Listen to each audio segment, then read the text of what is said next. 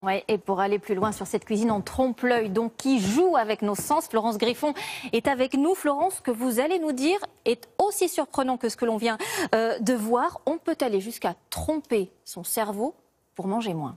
Et oui, tout à fait. En fait, avant de manger, votre cerveau, eh bien, il analyse ce qu'il y a dans votre assiette. Si ce que vous voyez vous semble une toute petite portion et que vous avez faim, eh bien, votre cerveau se dit ça ne va pas suffire. Donc là, il y a deux astuces. La première, utilisez des assiettes petites. Ça vous donnera une impression d'un plat plus généreux. Et puis, n'hésitez pas à remplir votre assiette d'aliments peu caloriques, comme de la salade.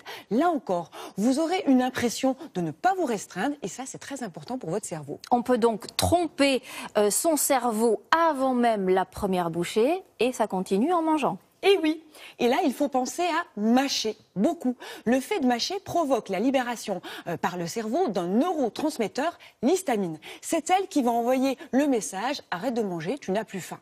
Donc du coup, plus on mâche, moins on a faim.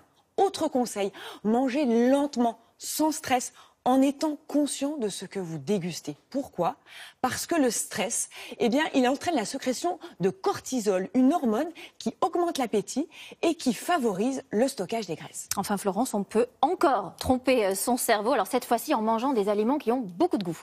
Et oui, alors on l'a tous vécu, on a mangé un bon plat, on a l'impression d'en avoir plus du tout faim, et puis on vous présente un bon gâteau, et là, ça y est, vous avez de nouveau faim. C'est vrai. Pourquoi ? Parce que votre cerveau, en fait, il est programmé pour choisir une alimentation variée. Et puis, il adore le gras, le sucré, le salé. Donc, l'astuce, c'est de manger des aliments qui ont beaucoup de goût et qui vont du coup déclencher une impression de satiété.